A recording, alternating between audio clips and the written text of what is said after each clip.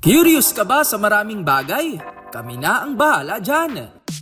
Aalamin, tutuklasin at bibigyang linaw namin ang mga katanungang bumabagabag sa inyong isipan. Sa programa kung saan ang bawat sagot ay galing lamang sa mga eksperto. Ang Expert's Opinion, tuwing linggo alas 3 ng hapon, dito lang sa DZRH TV. Ngayong balik eskwela na naman, isa sa mga number 1 abala para sa kanilang mga anak ay ang mga nanay o magulang.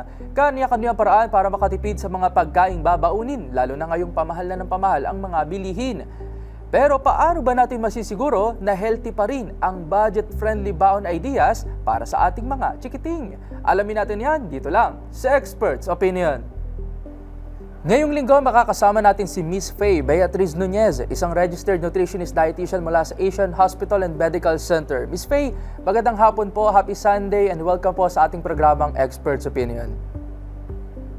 Happy Sunday po sa lahat, and thank you po sa pag-invite po sa akin. And sana po marami pong matutunan ng ating viewers today. Yes po. Miss Faye, kanina nabanggit na nga natin, ngayon ay pasukan season na naman. And of course, for sure yung mga magulang, abala na naman sa paghahanda o pag-iisip ng mga ipapabaon nilang pagkain sa kanilang mga anak. Pero number 1 concern dito, Miss Faye, yung gastos Kung ano ba yung tipid at mababa yung presyong maihahanda nila. And of course, tinitiyak din kasi nila kung healthy pa rin ba ito despite na mura. Pero para sa inyo po ba, Miss Faye, mas okay po ba sa panahon ngayon na magbaon pa rin ng pagkain o bigyan na lang sila ng pera pambili ng pagkain sa school?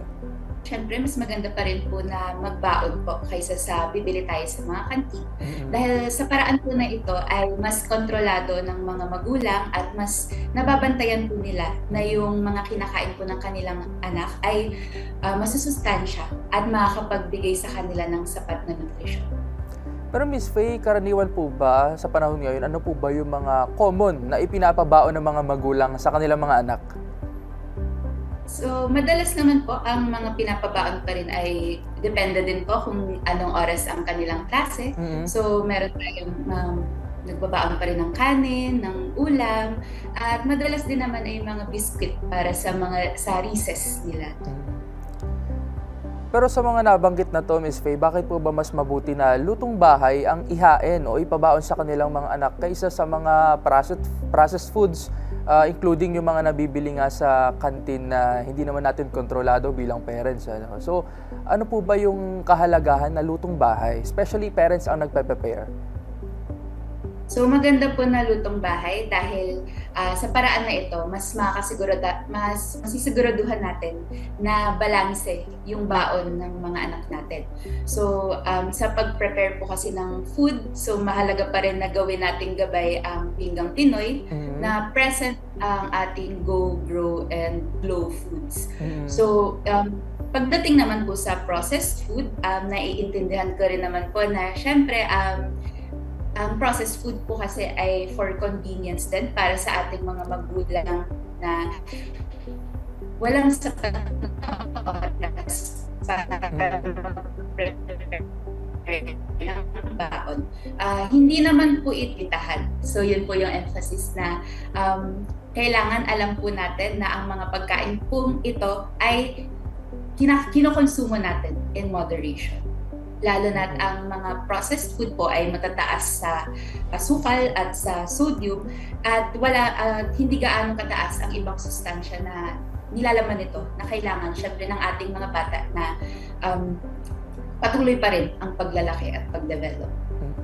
Ano po ba yung mangyayari, Miss Faye, kapag hindi na-achieve o hindi nakuha ng isang bata yung mga nutrients na kailangan niya, especially kapag pumapasok? Knowing na may mga pagkakataon na may cases, Miss Faye, na hindi lang isang beses yung recess ng isang mga estudyante. So, ano po ba yung dapat o kahalagahan na, o ano yung mangyayari rather kung hindi sapat yung nutrients na nakukuha nila? So, gaya po nung nagit ko, dahil po ang mga bata po ay patuloy-tuloy pa rin ang kanilang growth and development. Kaya po napakahalaga na nagkakaroon sila ng sapat na nutrition.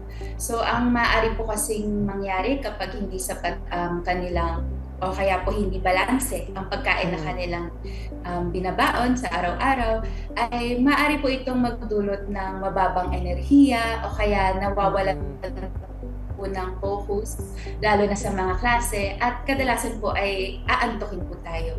Kaya napakahalaga po na ang mga bata po ay nakakakain ng sapat at sa tamang oras din po. Kaya mapapansin din po talaga natin, no, sa school. So pag whole day, meron talaga siyang recess, no, morning snacks, morning lunch snacks. time, tapos yung afternoon snacks. Miss Faye, speaking of snacks na binabanggit natin kanina na of course hindi naman natin mapipigilan yung mga bata na bumili, especially kapag pinababaunan na rin natin sila ng pera. Pero Miss Faye, meron ka bang mga maisa-suggest or recommended snacks na healthy pa rin, even ito yung mga morning snacks lang nila, afternoon snacks, ano po ba yung mga re-recommend yung healthy pa rin? So ayun, syempre pinapabaunan pa rin, di natin may iwasan na papabaunan pa rin natin sila ng pera at bumibili sila sa kanilang mga kantin. So bilang mga magulang na sa lahat, syempre kailangan natin silang turuan kung ano nga ba dapat yung mga masusustansya na pagkain na pwede nilang piliin kung sila ay bibili sa kantin. Ngayon naman sa mga healthy snacks naman natin, marami naman tayong pwede gawin sa bahay, no, na practical at budget friendly. Dagdag na rin dito syempre yung mga biscuit natin na nabibili. Karamihan naman dito ay makikita din natin sa packaging na fortified sila with nutrients. So pwede natin piliin yung mga ganong biscuit. At pagdating naman po sa mga ihahanda natin sa bahay, ay syempre may mga paraan po tayo, snacks such as sandwiches, and pwede rin po natin i-modify din po ito in terms of texture na gawin nating mas nakakaakit para sa mga bata. Syempre yung makakaano talaga sa kanila or gaganahan din sila na kumain is pag yung nakakita sila ng iba't ibang shapes, colors. So yun yung pwede nating i-incorporate sa paghanda natin ng meals. Kaya na lang ng pag-include natin ng prutas at ng gulay sa mga pabaon natin sa kanila. Okay. Miss Faye, siguro lilawin lang natin, and of course, para mabigyan din rin ng full idea yung mga parents out there, especially sa mga kumukuha pa lang din ng mga baon ideas ngayon. Ano po ba yung dapat na laman ng isang healthy lunchbox? Kanina, nabanggit niyo, Miss Faye, yung pinggang Pinoy. Pero paano naman kung sa lunchbox? Ano po ba yung dapat itsura nito? Of course, ano po yung mga laman para appealing pa rin na kainin ng mga kabataan? Kailangan sa ating lunchbox para masigurado natin na sapat yung nutrisyon na papabaon natin sa ating mga anak, ay dapat may presensya una sa lahat ng ating go foods or carbohydrate sources such as pwede itong kanin, pwede itong tinapay o patatas, kamote, at dagdag na dito ay ang presence ng ating protina, so yung pinakaulam. At dagdagan na rin natin syempre ng panghimagas gaya ng prutas at pangpadagdag din na mga gulay. So paano nga ba natin ito mapapaganda, no? So pwede kahit simpleng pagbaon ng kunyari sandwich, pwede natin siyang hiwain ng sa maliliit na piraso na para mas maging bite-sized at kid-friendly siya. Okay. Tapos, pagdating naman sa mga fruits, pwede rin natin siyang hiwain para hindi na rin mahirapan ng ating ang mga bata, no, na kainin ito. At sa paraang ito, parang mas may engganyo silang kumain dahil nakakita sila ng iba't ibang hugis at gulay. And Miss Faye, kanina nabanggit nyo nga yung mga maaaring mangyari kapag nasobrahan naman ng sa sweets yung mga bata. Pero minsan sinasabi nila, ito daw yung paraan, kumakain sila ng chocolates para naman magkaroon ng energy. Ano po ba yung possible na mangyari kung talagang masobrahan at hindi makontrol? Ano po ba yung magiging epekto nito sa isang bata? Hindi naman po masama ang pagkain ng matatamis, no? Basta po kontrolado natin ito at syempre, emphasize natin yung in moderation. So, pag nasasobrahan po kasi, posible magkaroon tayo ng long-term effect, no? Na makapag-develop sila ng sakit in the future, gaya ng diabetes. Kaya iniiwasan din natin na sanayin talaga sila na laging matatamis yung kinakain. So, this is an age, lalo na school-age children po sila. It's a great way to start to really incorporate healthy eating habits na syempre bilang mga magulang ay dapat na na isasalamin natin, no? Napapakita natin sa mga bata kung ano yung mga dapat nakainin, ano yung mga masusustansya para sa kanila. So nagsisimula din talaga yun sa ating mga tahanan. Ayan, Miss Faye, nabanggit mo na nga ito na dapat sa tahanan pa lang nagsisimula yung habit na pagkain ng mga masusustansya. Pero paano ba ito dapat simulan ng mga parents? Sa isang simpleng paraan, paano ba nila pwedeng unti-untiin na ipakilala yung pagkain ng gulay at mas mahalin ng mga bata ito? So ayun, no, ito rin kasi yung age na marami, syempre nahihirapan ng mga magulang dahil marami tayong mga bata na may pagka-picky eater. So marami naman tayong pwedeng gawing paraan or practices para slowly natin ma-introduce yung mga masusustansyang pagkain. So pwede sa paraan ng unti na pag-introduce ng mga masustansyang pagkain. So, una sa lahat, huwag natin silang bibiglain. So, paano nga ba? Pwede yung gawin nating paraan ay alamin natin kung ano yung mga paborito nilang kainin at slowly natin i-incorporate doon yung mga masusustansyang pagkain na gusto nating ipakilala gaya ng mga gulay. So, kung kunyari, ang bata ay mahilig sa spaghetti, so pwede natin itong dagdagan ng gulay para kahit paano paunti-unti silang ma-introduce doon sa gulay na pinapakilala natin. Kumbaga, gagamitin pa rin yung mga foods na hilig nila, pero lalagyan natin ng touch ng may pagka-healthy foods na rin. Vegetables and fruits, no, Miss Faye? Yes po. So mahalaga din talaga na lumabas yung creativity natin sa paghanda ng ating mga baon. So isa din na magandang paraan syempre para ma-introduce natin sila sa iba't ibang food items na masusustansya ay isama natin sila sa pamimili natin sa palengke, sa grocery, o kaya naman sa mismong paghahanda, pagluluto, para natitrigger din natin, kumbaga yung curiosity nila. So, ita-taste na rin nila yung hinahanda nila mismo. Miss Faye, siguro ito na syempre yung inaabangan ng mga parents out there na nanonood sa atin ngayon, especially now na balik eskwela na. Pag-usapin naman na po natin yung mga baon ideas or menu na mismo na pwede nyo pong ma-share sa ating mga nanonood ngayon, kung especially sa mga magulang na pwede nilang subukan. So, marami naman tayong snacks na pwedeng gawin, no? Ayoko sanang limitahan ang ating viewers sa mga sasabihin ko kasi ang gusto ko sana ay ma-engage ang ating mga magulang na maghanap sila ng ways para mas mapaganda yung ipapabaon nila sa kanilang mga anak. Siguro more on suggestions yung mabibigay ko, no? Halimbawa na lamang ay gaya nga ng nasabi ko na pag sinundan na ginawa nating gabay ang Pinggang Pinoy. So pag may present tayong carbohydrates, protein, and glow foods sa ating baon. Gaya na lamang halimbawa kahit simpleng kanin at nilagang itlog. Tapos pwede nating hiwain yung itlog ng maliliit na piraso para mas nakakatuwa siyang tignan para sa mga bata.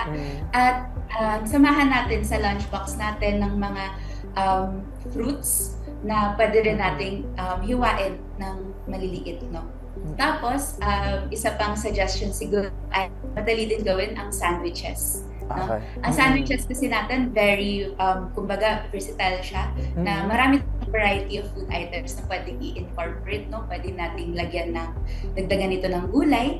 At syempre, lagi nating sasamahan ng prutas sa kasama nito, no? Ngayon, pag pwede rin natin, no, gawin na, kunyari, meron tayong mga tira na ulam mula sa hapunan.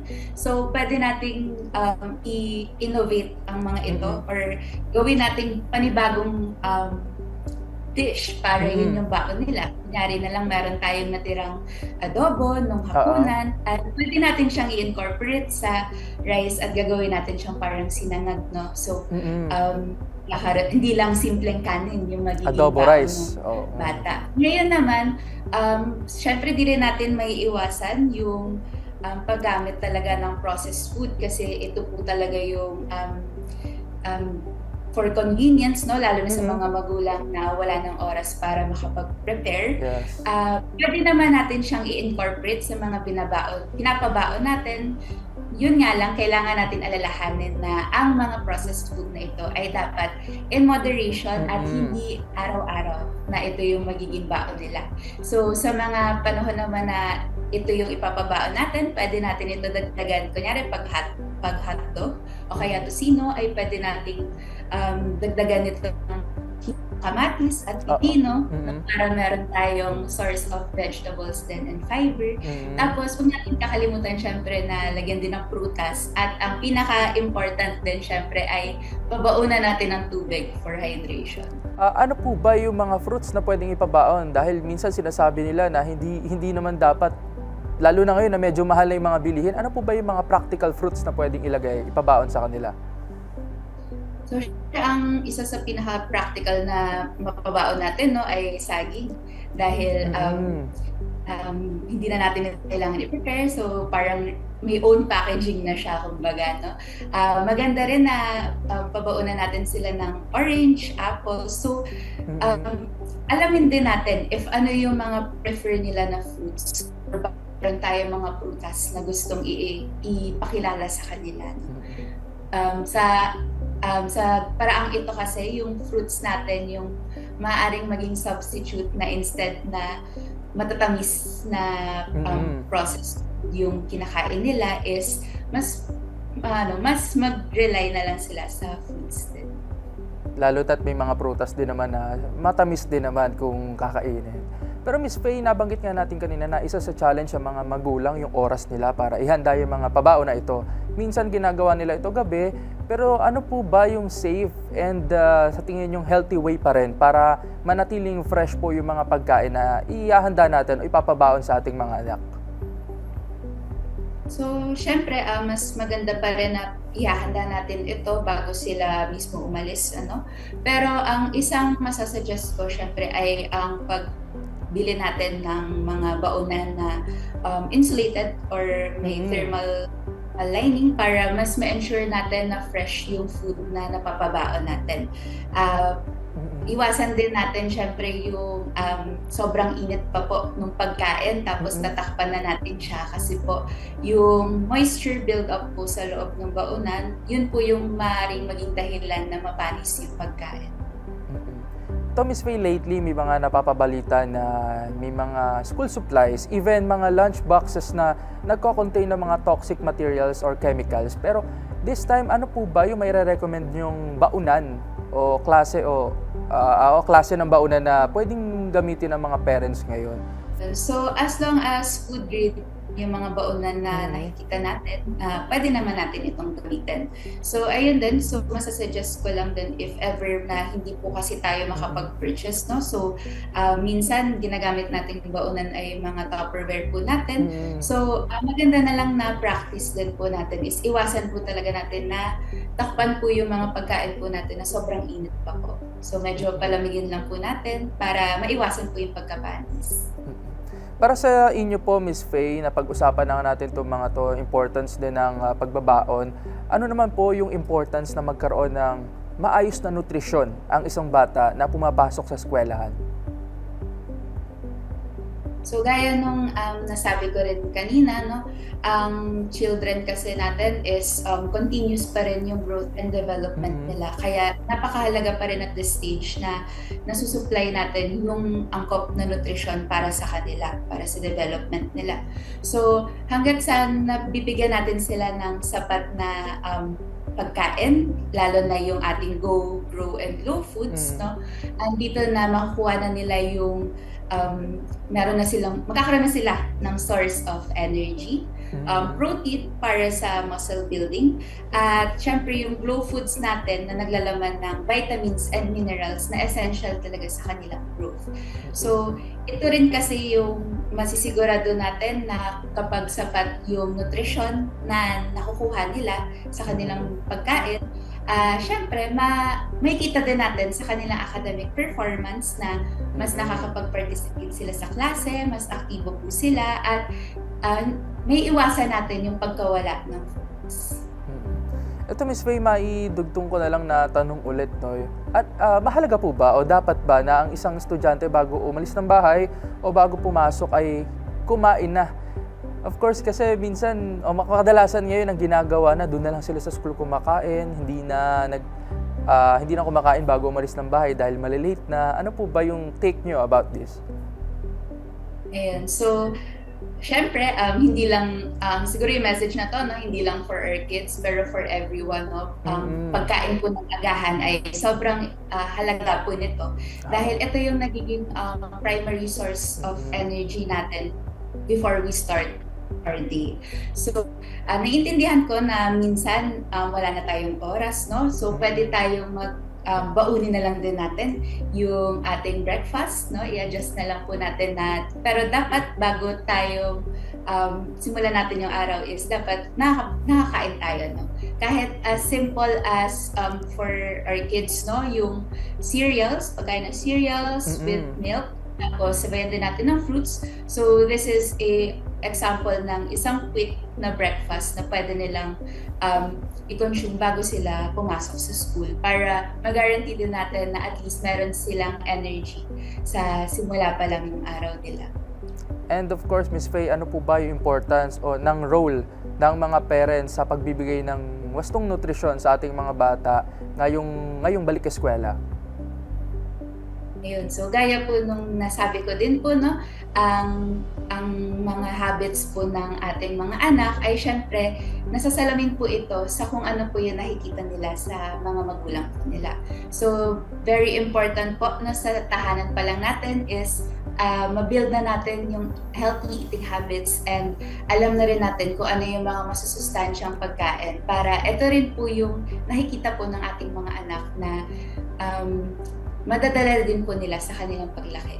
So, ayun po, pag sa tahanan kasi ay nasisimulan na natin na ma-establish yung choices nila regarding to food items.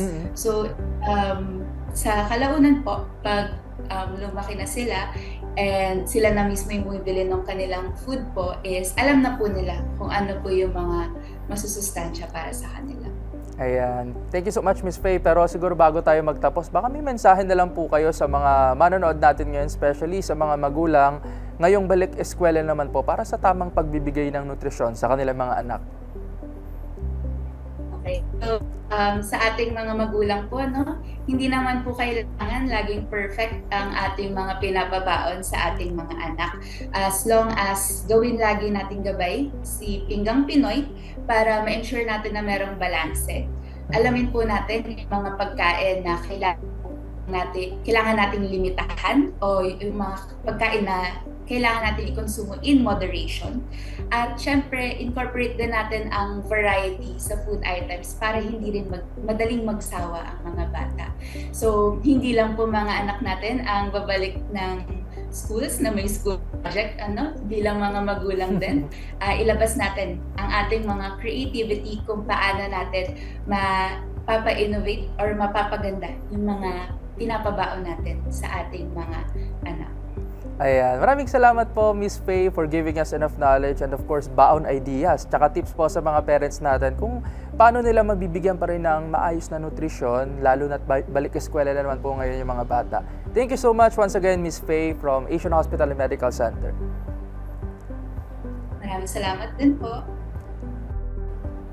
At yan na po ang episode natin ngayong linggo. Nawa ay nakapagbigay kami ng mga bagong kaalaman at impormasyong tiyak na kapupulutan din ng aral. Muli ako pong inyong host, Rovic Manuel. Magkita-kita tayo muli sa susunod na linggo. Kasama pa rin ang ating mga eksperto dito lang sa Experts Opinion.